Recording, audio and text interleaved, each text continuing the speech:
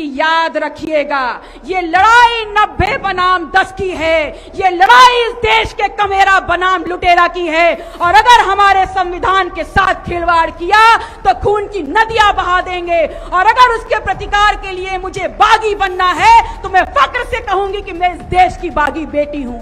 और आपसे ये कहना चाहूंगी कि जातिवार जनगणना नहीं होगी तो इस बार जनगणना नहीं होने देंगे।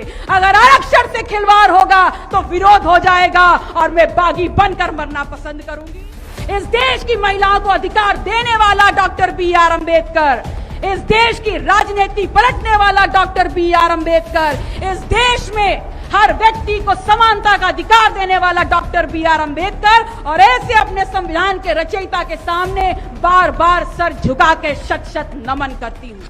आपसे ये कहना चाहती हूं कि अगर जब भारत जंगे आजादी की जंजीरें तोड़कर एक नए राष्ट्र के निर्माण की तरफ बढ़ रहा था, तब उन्होंने अगर राष्ट्र निर्माण के लिए किसी पे विश्वास किया, then that was only one depressed, one Dalit, one Achhut of India who was the only and the only option, एकमात्र विकल्प था इस देश को एक राष्ट्र बनाने के लिए डॉक्टर बी.आर. अंबेडकर। मैं आपसे ये कहना चाहती हूं कि ये समझ लीजिए कि जब उनको मौका मिला तो उन्होंने अपनी लेखनी से समानता और न्याय लिख दिया हर वर्ग के लिए, लेकिन जब इनको मौका मिला तो इन्होंने आपका दोहन करने के लिए मनुस्मृति लिख दी। आज अगर डॉक्टर बी.आर. अंबेडकर होते तो इस लोकतांत्रिक व्यवस्था का नाश होते देख आप लोगों से पूछते कि बताओ क्या करना चाहते हो।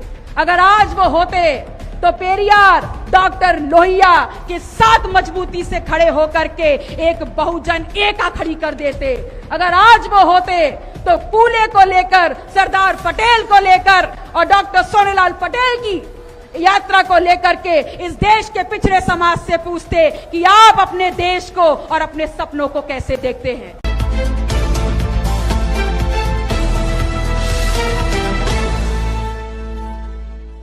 संविधान दिवस के इस महोत्सव में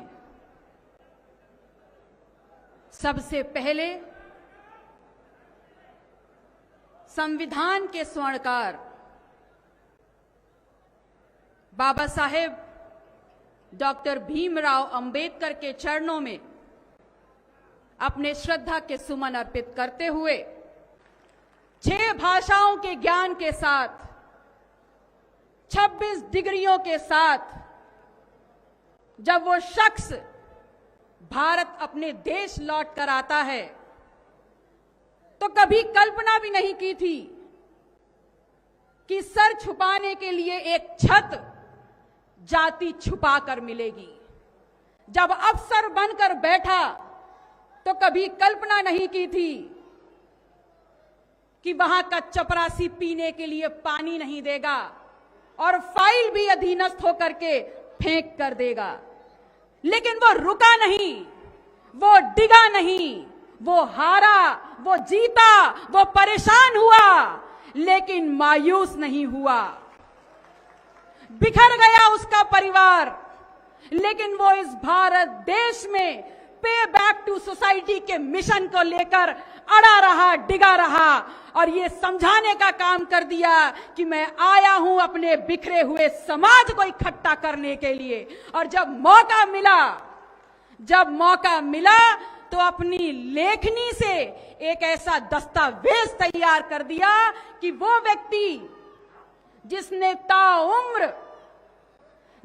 ताउम्र गैर बराबरी झेली, जिसने ताउम्र अपमान झेला, उसने एक दस्तावेज के माध्यम से, अपनी एक लेखनी के माध्यम से सबके लिए सम्मान और समानता लिख दी।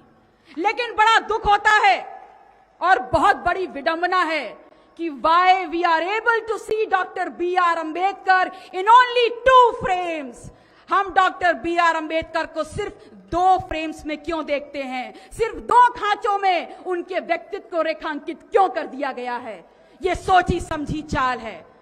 अगर आपने देखा होगा तो देखा होगा डॉक्टर बी.आर. अंबेडकर को एक सूट बूट पहने संविधान की किताब को पकड़े हुए उस व्यक्ति को, या सिर्फ संविधान वेदता के रूप में, और या देखा होगा दलितों के नेता और आरक्षण वाले शख्स के रूप में।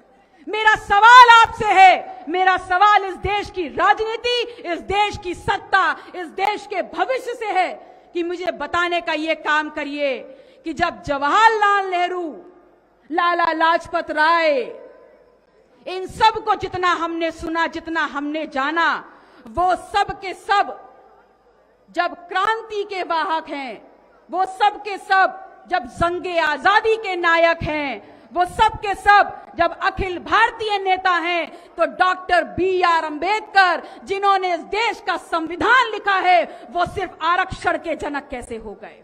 वो सिर्फ आरक्षण वाले शख्स कैसे हो गए? मैं आपसे ये कहना चाहूंगी कि समझ लीजिए, डॉक्टर बी.आर. अंबेडकर को परिभाषित आप आरक्षण वाले शख्स के रूप में नहीं कर सकते। उनका पूरा परिचय होगा समाज शास्त्री डॉक्टर बी.आर. अंबेडकर, इस देश की महिलाओं को अधिकार देने वाला डॉक्टर बी.आर. अंबेडकर, इस देश की राजनीति पलटने वाला डॉक्टर बी.आर. अंबेडकर, इस देश में हर व्यक्ति को समानता का अधिकार देने वाला डॉक्टर बी.आर. अंबेडकर, और ऐसे अपने संविधान के रचयिता के सामने बार बार सर झुका के शत शत नमन करती हूं। आपसे ये कहना चाहती हूं कि अगर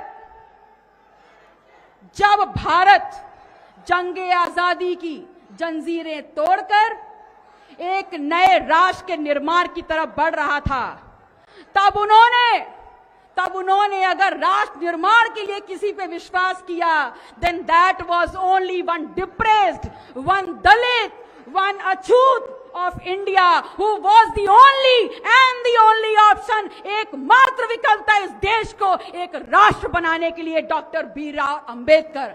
मैं आपसे ये कहना चाहती हूं कि ये समझ लीजिए कि जब उनको मौका मिला तो उन्होंने अपनी लेखनी से समानता और न्याय लिख दिया हर वर्ग के लिए, लेकिन जब इनको मौका मिला तो इन्होंने आपका दोहन करने के लिए मनुस्मृति लिख दी। आज अगर डॉक्टर बी.आर. अंबेडकर होते तो इस लोकतांत्रिक व्यवस्था का नाश होते देख आप लोगों से पूछते कि बताओ क्या करना चाहते हो। अगर आज वो होते तो पेरियार, डॉक्टर लोहिया के साथ मजबूती से खड़े होकर के एक बहुजन एका खड़ी कर देते। अगर आज वो होते तो फूले को लेकर, सरदार पटेल को लेकर और डॉक्टर सोनेलाल पटेल की यात्रा को लेकर के इस देश के पिछड़े समाज से पूछते कि आप अपने देश को और अपने सपनों को कैसे देखते हैं। मैं आपसे अपनी बातों को समाप्त करते हुए सिर्फ इतना कहना चाहूंगी कि याद रखिएगा, ये लड़ाई 90 बनाम 10 की है, ये लड़ाई इस देश के कमेरा बनाम लुटेरा की है, और अगर हमारे संविधान के साथ खिलवाड़ किया तो खून की नदियां बहा देंगे। और अगर उसके प्रतिकार के लिए मुझे बागी बनना है तो मैं फक्र से कहूंगी कि मैं इस देश की बागी बेटी हूं। और आपसे ये कहना चाहूंगी कि जातिवार जनगणना नहीं होगी तो इस बार जनगणना नहीं होने देंगे। अगर आरक्षण से खिलवाड़ होगा तो विरोध हो जाएगा और मैं बागी बनकर मरना पसंद करूंगी।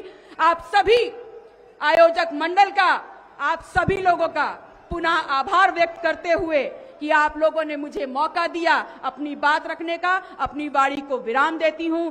जय भीम, जय संविधान। बहुत बहुत धन्यवाद। अगर आप चाहते हैं गरीब हर वंचित इंसान की आवाज आप तक पहुंचे तो हमारे चैनल को सब्सक्राइब करें और बेल आइकन का बटन दबाना ना भूलें। देखते रहिए बहुजन न्यूज।